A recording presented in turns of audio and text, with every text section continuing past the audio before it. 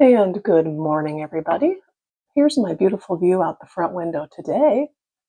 Yes, we have an ice storm here in my neighborhood, and that's just what it is. We've got two family Christmases this weekend, and they're both still on, so hopefully roads will be okay by the time today's gathering happens. But in the meantime, we are going to paint a fun and simple wreath, so let's get right to it. All right, to start off this Christmas card, or it can just be a piece of artwork in your home, whatever you'd like, I am going to stamp the words Merry Christmas at the bottom. And I just got this stamp at a used craft shop for 50 cents. It's just, your basic stamp. So we're going to put that at the bottom and go over it with pen if needed. But let's just bring our little stamp pad in here and get her done. Sorry if I'm shaking the camera. It just happens. All right, we'll put her at the bottom. Ish. It's not centered. I'm going to live with that. It's okay. Like I said, we've got two family gatherings today, and I have a lot of things to do. So I'm going to go with any errors that happen. I will go over this with pen at the end. And I'm just taking this old candle that I had in a drawer. I don't really burn candles anymore, but this is probably from the Dollar Tree. I keep them on hand in case we lose power, just in case. And what I'm going to do, this is going to be our wreath. I'm taking some green that I have, and I'm just going to paint it on our jar. But this will be our first circle. Let's see, how am I doing here on spacing? Doesn't have to be perfect, okay, because we're going to do a couple. And there you go. And you can leave it at that and just have that be your circle. But I want to have 2 or 3. I haven't decided. We'll see what it looks like after 2. All right. You could do brown if you want it to really look like kind of the twigs of any leaves you're going to be drawing on here. I'm just going to do it offset a little bit because I like the wonkiness of that. And I'm going to do one more.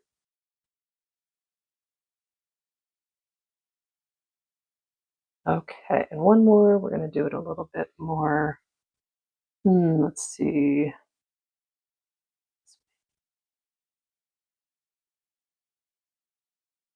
Yes, love, love. All right. I'll bring that up to you so you can see it hopefully a little bit better. All good? All good. Let's just make sure that's good and dry. You know, this paper is inexpensive. And so sometimes it just curls up, but you just bend it back the other way. No big deal. We're just having fun here. And we are going to do, there's only going to be 2 elements on here. They are going to be pine needles and red berries. So let's start with our pine. And you can use any kind of green you'd like. I've got a few on my palette. Let me show you my palette. It ain't pretty. But these are kind of left over from some other ones I've done. This one I was kind of practicing like a eucalyptus thing, so I made it a little more blue. This is a green and a brown mixed together, which I don't know. I think I'm just going to add some more green to that. So just depends what color you want your pine to be. And also you can do several. You can do a super light green and then add some dark. I would suggest though, if you are going to, that's good for me. If you're going to be doing several shades of green on your wreath, just start with the lightest and then go to dark. That's just the best way to do it. Oh, I am going to switch brushes. I don't know why I have that big one. I'm going to use a size 6 round brush today because I want my strokes of these pine needles to be quite fine. And we're just going to draw them. There's just your first line, and then we're going to do, like I've told you before, like in our last Christmas tree video a couple videos ago, it's really just the letter V going up and down, but I do one side of the branch at a time. And you do not have to be perfect, which is such a joy, isn't it? And you can, sometimes it's helpful to just turn your page, whatever works for you. And you can have them crisscrossing, like pine needles do. You can even just purposefully add some going the other way or straight out, whatever you want. Just know, I mean, that's what I like about starting with 3 wreath forms is like, oh, cool, it's already imperfect. I love it. All right, and I'm going to do one coming out here. So just throughout this wreath, I'm going to go inside of it, outside of it, right on it. You'll see, we're just going to play. We're gonna play. If you've watched my videos for any period of time, you've watched several of them at least, you know that I like to paint pretty small. And there's a reason for that. There's a few reasons for that. One is because, like a very, what's the word, logical reason, is I have a full-time job that does not entail artwork. And so I have to kind of do fast art. But I like it anyway. The instant gratification, it just does it for me. But I was listening to another artist on YouTube the other day. Her name is Watercolor with Megan. And she said something that I'm like, yes, that is also, I never thought of it like this, but that is absolutely a wonderful reason to paint small. Is we've got, sorry, that's not what I was going to say. Painting and talking is not easy for me. So I just, whatever.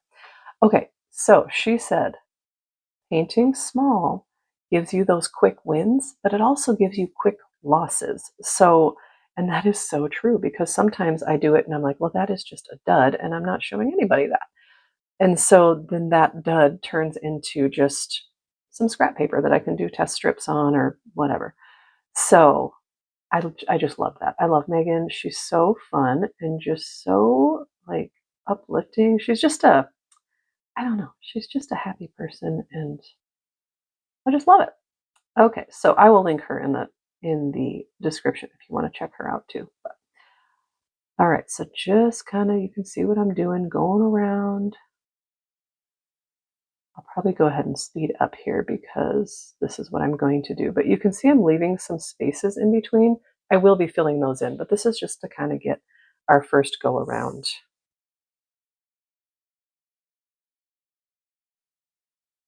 Okay, now we're going to go in and kind of fill in those gaps with some more, just basically the same thing. I'll speed through this too because, like I said, it's the same thing. But I will tell you, like, before I speed here, I have something to say. I will tell you at the end, like, how long this actually takes me. I'm speeding through, so it's kind of like deceiving, like, oh, I can do this in however long this video is going to end up being after I edit it and, speed it up here and there. So, but I'll tell you the actual time it took me. Okay, breaking in here to say I've decided I'm going to use a little bit of a darker green for this second coat just for some variation. So it's going to just look a little bit darker on top of those branches or beside them, a little bit darker than what we had for the first one.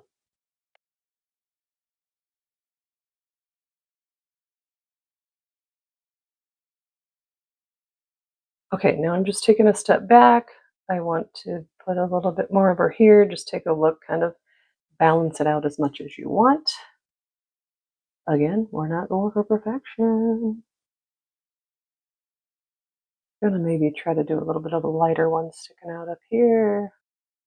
Oh yeah, I might be overthinking this, but just maybe one more. What do you think? I think that looks good. So easy, maybe a little time consuming. Now it's time for berries.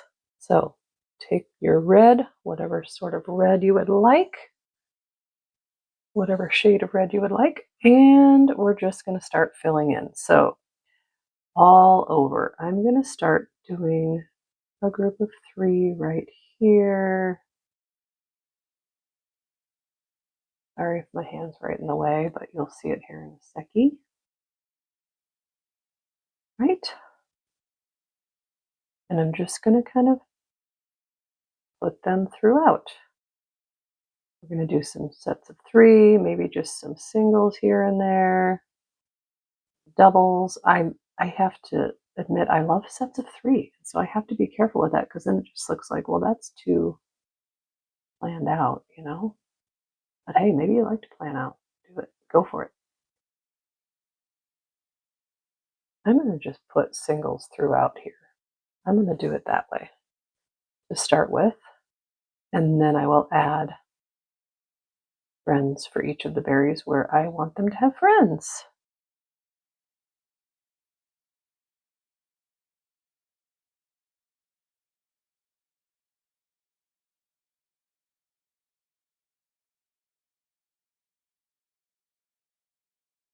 That will at least give us our color, our red kind of throughout. That will feel good to me. We'll speed her up here because you know the drill. Repetition.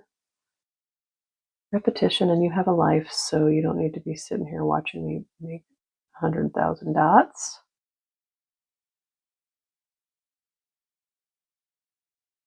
And one more thing, you can always slow it down if you want to.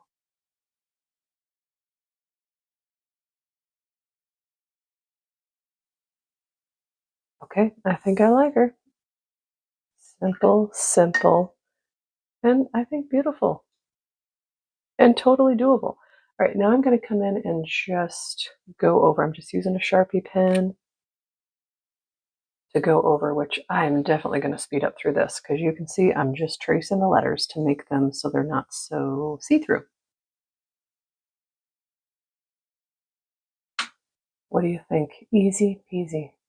And I know I'm calling these Christmas cards, but I'm really just doing it on this inexpensive 4x6 paper that I got on Amazon. You could glue this to a card. You could use an actual watercolor card that you might have. You definitely want to use watercolor paper. In case you're watching for the first time, you need watercolor paper for watercolor paints. And another thing you could do is put this in a frame and gift it, or put it in a frame and hang it in your house. How cute would this be in a little frame on your bathroom counter? Okay, I hope you have fun with this. It's very simple, maybe a tad bit time consuming, although this is under 20 minutes. So that's nice. And the full video, and that's with me drying, and that's with me doing all these things that you might not need to do. So go ahead and give it a try. I hope you have fun with it and create a beautiful card for someone, a beautiful gift for someone, or a beautiful gift for yourself. All right, take care. We'll see you in the next video.